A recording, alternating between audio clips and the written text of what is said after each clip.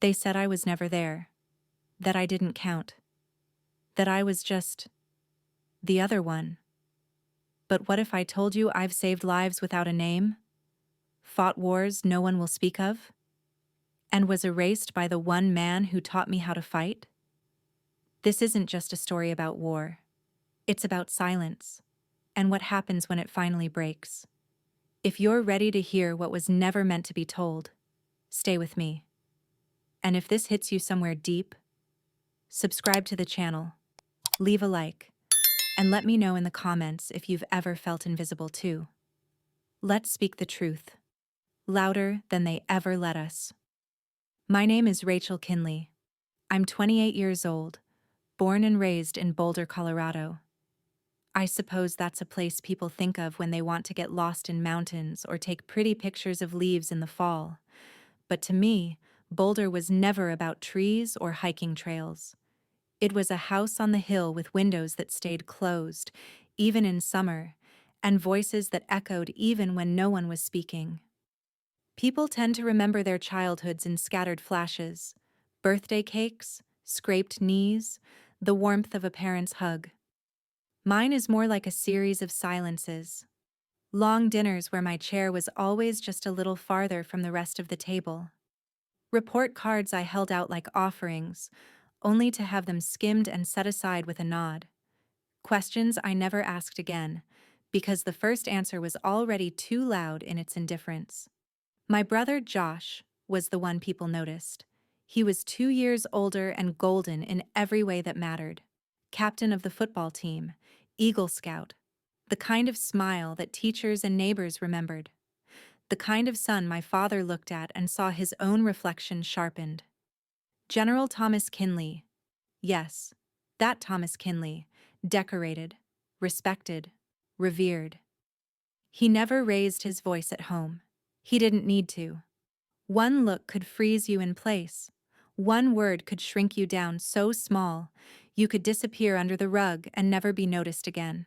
I don't remember my mother ever choosing sides, and maybe that's because she was always choosing peace instead. She had that kind of voice, the soft kind that smoothed over anger and filled up cracks. She used to tuck me in at night with the same words, whispered like a secret. You don't have to be loud to be strong. I believed her. For a long time I did. And then she died. It was cancer. Quick, but not quiet. By the time anyone realized how sick she really was, the sickness had already built its home inside her bones. I was 14. I remember the smell of antiseptic and the hum of machines that didn't blink. I remember sitting beside her hospital bed while Josh stood near the window, staring out like he could already see a world without her. My father sat straight in his chair. He didn't cry. He didn't speak. He didn't touch her. After she was gone, our house became something hollow. Josh filled it with noise. Friends, music, trophies. I filled it with silence. My father filled it with nothing at all. That was the year I started running. I didn't run because I liked it. I ran because it made me invisible.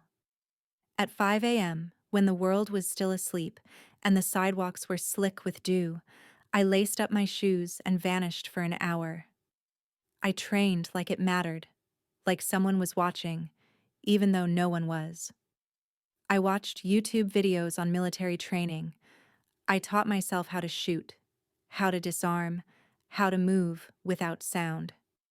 I studied war the way other girls studied makeup tutorials, not because I wanted to be my father, but because I wanted to be something he couldn't erase. At 17, I applied to West Point behind his back. I forged his signature on the recommendation forms. I got in. I told him over dinner one night, expecting something. Maybe disbelief, maybe a smile. Instead, he looked at me like I'd tracked mud across the floor. You won't last, he said. You don't know what hard is. I didn't argue. I just packed my bags and left. The first morning at the academy, I stood in a line of strangers, heart pounding so hard I thought someone might hear it through my chest. The sun hadn't even risen yet. The air smelled like metal and sweat and nerves. We were being shouted at, inspected, broken down. I knew no one, and no one knew me. That was the point. But here's the thing they don't tell you about being invisible. It's not the absence of pain. It's the quiet kind of pain, the one that doesn't scream, but lingers in the bones. I trained harder than anyone.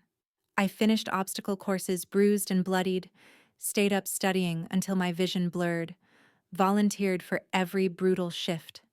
And yet, the names they called in the hallways, the cadets they promoted, the ones the instructors watched with pride, none of them were mine. My victories went unnoticed. My mistakes, magnified. I remember one day, months into our training, I broke the endurance record during a surprise field test. 15 miles in full gear, blistering heat, sand in my lungs. I collapsed across the finish line, throat raw, legs shaking.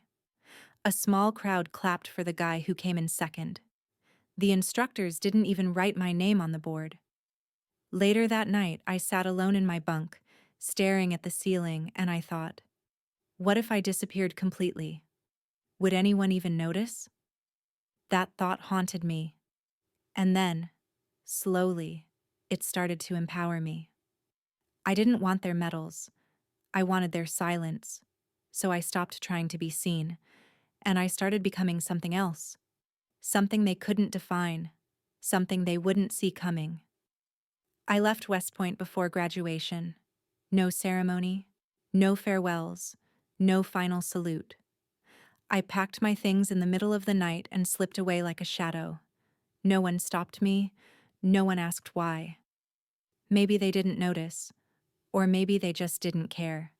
I didn't leave because I failed. I left because I knew exactly what I was becoming, and the uniform they gave me wasn't built for it. People think the military is about order, tradition, ranks. They think it's all salutes and flags and noble speeches. That's the front-facing version. The reality? It's a machine. Brutal, beautiful, exacting. And like all machines, it only works when you find the parts that don't question the gears. I knew I'd never be one of those parts. So I found another way. It started with a phone call. An old colonel I'd once impressed during a simulation exercise reached out. His message was short. If you're ready to disappear, we need people like you. No name, no rank, no return address. I didn't hesitate. The first thing they took was my identity. I signed a stack of papers so thick they could have buried me with them. My name became 2 letters, RK. No background, no past, just initials stamped on files that didn't exist. I stopped being Rachel Kinley. I stopped being anyone. They put me through training again. Not the kind they advertise. This was off-grid, off-book, off everything. No flags, no creeds. Just a dark room, flickering screens, and men and women with eyes that had seen too much to blink anymore. They taught me how to vanish in plain sight, how to be the wind in a closed room, how to read a room by the placement of a single glass, how to hold a knife like it belonged to your fingers, how to make decisions that would never be acknowledged and yet shape the lives of thousands. I became good at it. Too good, maybe. My missions blurred together, night after night, country after country. Rescues, recoveries, neutralizations, names I never heard again after I whispered them into comms. I never stayed long enough to see the outcomes. That wasn't part of the job. They called me Ghost. I didn't earn the name. I just stopped arguing when they used it. Ghosts don't get credit. Ghosts don't sign reports or attend debriefs or have funerals. Ghosts do the work no one wants to claim. Ghosts are real, but only to the people who see them in their nightmares. One mission I still remember. Not because it was the worst, but because something shifted that day. We were deep in northern Mali. Intel said a hostage, a foreign aid doctor, was being held in a collapsed radio station outside a decimated village. Two-man team. Me and another operative I barely knew. He went by Axe. We moved under moonlight, no lights, no comms. Sand in our teeth, blood in the wind. We got her out. But I was the one who carried her through 2 kilometers of rocky terrain after Axe was clipped in the thigh. She was half-conscious, bleeding from her scalp, whispering things in a language I didn't recognize. Her voice kept breaking on the word child. I didn't understand until we reached the evac point and she clutched her belly and sobbed. She was 6 months pregnant. The med team never learned my name. A week later, another op. Then another. I didn't sleep more than 3 hours a night. My body became a tool. My mind a vault. I bled in private. I grieved in silence. I laughed so rarely I forgot what my real voice sounded like. And yet, I wasn't broken. I wasn't bitter. I was becoming something most people never get the chance to become: untouchable. But there was one thing I hadn't yet faced. Something that lingered behind every mission, every breath. Home. I didn't go back. Not once. Not for holidays. Not for funerals. When I heard that my brother had become a decorated captain in the Air Force, I didn't flinch. When I saw his name in headlines, in press releases, even in a political campaign ad, I didn't react. When my father was promoted again, and again, climbing past brigadier general to command levels that put him one phone call away from the White House, I said nothing. Because it was easier to be a ghost in the world than to be invisible in that house again. But then, something changed. It started small, just a ripple. I was watching a military broadcast in a safe house outside Ankara. Routine ceremony, commendations.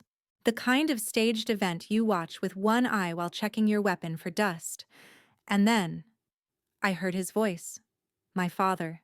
He was receiving a legacy award, something reserved for senior military families who had produced multiple generations of distinguished service. He stood behind a podium made of polished wood, flags behind him, applause ahead. And he said, without a flicker of hesitation, "I've had the great honor of watching my only child serve this country with unmatched valor. My son, Captain Joshua Kinley, represents everything this uniform stands for." Only child. My fingers curled so tightly around the remote that it cracked in my hand. I didn't blink. I didn't move. I just sat there, in a room no one knew I was in, watching my father rewrite history, erase me. And for the first time in years, I realized I wasn't a ghost to protect the mission. I was a ghost because he made me one. I didn't cry. I thought I might. I thought maybe rage or betrayal or even grief would crash through me in that moment. But instead, there was only clarity, a strange glacial stillness. It wasn't the lie that hurt. It wasn't even the erasure. It was the realization that somewhere deep inside, I'd still been waiting. Waiting for him to see me, to say my name, to admit that I existed. But he didn't. And now I knew. He never would. The days after that passed in a blur.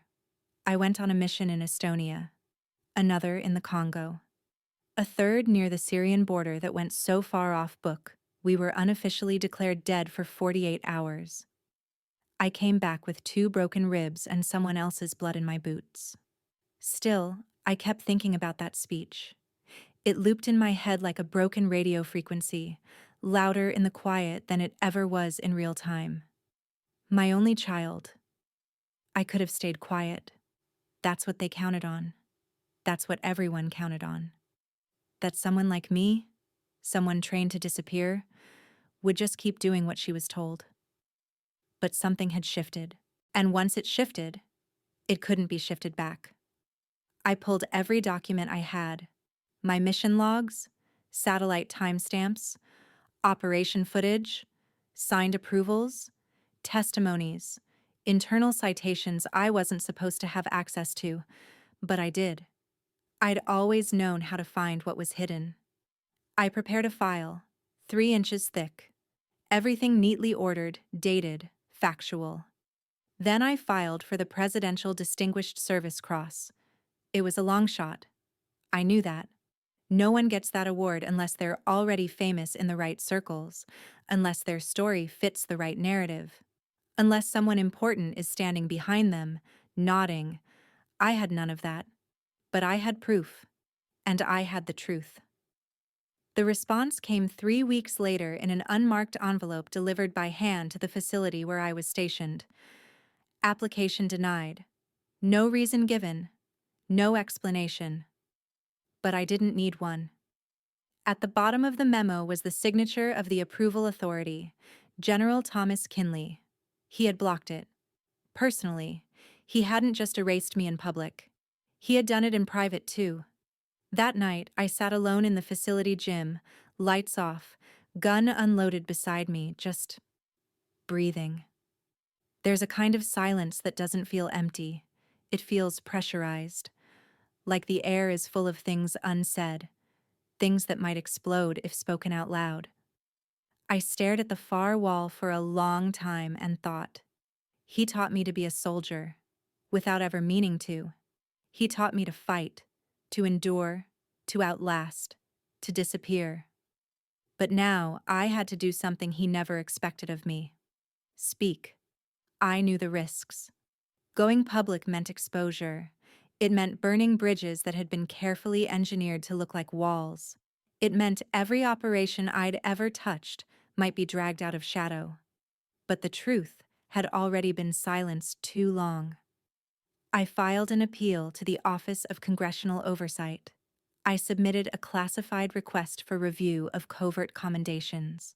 I contacted a military watchdog organization, anonymous at first, then not. I leaked redacted versions of my mission summaries to an independent journalist with clearance, someone who had been blacklisted for asking too many questions and had nothing left to lose. And then I waited. It didn't take long. The first article hit within a week.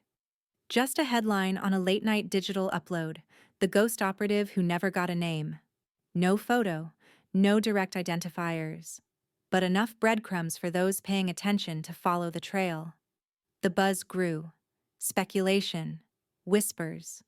Someone on a defense committee leaked a few lines of an internal memo. Record-breaking metrics. No official attribution. My initials started circulating in encrypted threads. RK. Still, I hadn't spoken. Not yet. Then the Pentagon called. An invitation to a ceremony. In recognition of unacknowledged service. Carefully worded, politically cautious. They didn't say award, they didn't say apology. But I knew what it was. They were afraid. Not of me. Of the truth. The event was hosted in D.C., of course. A theater draped in red, white, and distraction. Everyone pretending this was just another honor, another applause cue. But I wasn't here for applause. I stepped out onto the stage in dress uniform. The room went still. In the front row sat my father. Decorated, stoic, his posture carved from the same stone he used to look at me with.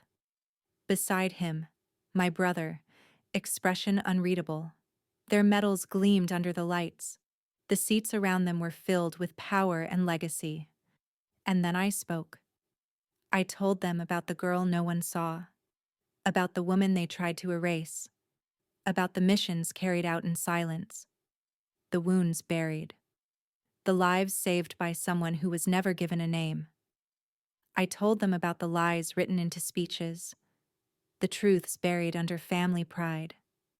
And then I looked directly at my father and said, "You can erase records. You can rewrite the past. You can shape narratives to fit the story you like best. But I was there. I am here. I exist. I am not invisible. I am not gone. And I will not be silent." The room held its breath. No one moved. And for the first time in my life, I felt taller than my father. Not because of the medals, not because of the rank, but because I had told the truth. And he hadn't. They gave me the medal. Not that night, not on that stage, but weeks later, quietly. No cameras, no press. I accepted it. Not for him, not for recognition, but because truth deserves weight, deserves presence, deserves to take up space. I left the ceremony a free woman, and I never went back. The medal sits in a drawer. It's heavy, cold, and untouched. Not because I regret it, but because it doesn't define me. What defines me is what came after. I walked away from the military not because I was defeated, but because I was complete. I'd done everything they said I couldn't, everything they refused to see. I'd existed in the shadows long enough. I'd burned quietly. Now I needed to breathe. I disappeared again, but not in the way I used to. I moved to a small, weather-worn town in the Blue Ridge Mountains, a place where no one saluted, where the air smelled like pine and thunder, where silence meant peace, not secrecy. I bought an old barn with creaking beams and doors that didn't close right. Most people would have torn it down. I rebuilt it with my own hands, and I turned it into something no one expected. A sanctuary. A center for women who had served, who came back not with visible scars, but with the kind that haunt your quietest hours. Women like me, forgotten, invisible, tough beyond belief, but held together with string and breath. I didn't advertise. I didn't apply for grants or pose for brochures. I let words spread like roots. Quiet, but unstoppable. They came. At first, just 2 or 3, then more. Women with faraway eyes and battle-stitched minds. Some with children. Some with nothing but a bag and a hollow stare. We didn't talk about war. We built gardens, patched roofs, sat by fires that crackled like old memories. We healed not by remembering what broke us, but by rebuilding something else. Sometimes people asked me why I did it. I never gave the full answer. But here it is now. Because no one saved me when I needed saving. Because I know what it feels like to scream into a void and get silence back. Because I once believed that I had to earn love, visibility, existence, through pain, through perfection, through proving myself over and over again to people who had already decided I didn't matter. But now I know something else. You don't need permission to be real. You don't need medals to be meaningful. You don't need their eyes on you to exist. A few months after the center opened, I got a letter. Handwritten. Careful script. It was from my father. No apology, no excuses. Just a single line. I see you now. I read it once. Folded it. Burned it in the fire pit behind the barn. Not out of anger, but because I didn't need it anymore. Forgiveness is not always for the one who hurt you. Sometimes it's a gift you give yourself. To put the weight down. To unclench your jaw. To let the blood in your chest finally run warm again. And I forgave him. Not because he earned it, but because I deserved peace. Sometimes, at night, I stand outside the barn, look up at the stars, and think about the girl I used to be. The one who trained alone in silence, who stood unnoticed, who walked through fire no one acknowledged. She wasn't weak. She was waiting. And now she doesn't wait anymore. Now she leads. Now she builds. Now she loves. With no permission, no apology, no fear. History didn't write me in, so I carved myself into it. And when people ask who I am, I don't say my rank, or my past, or what I survived. I just say this. I was here. I was strong. I was right. And I am still alive.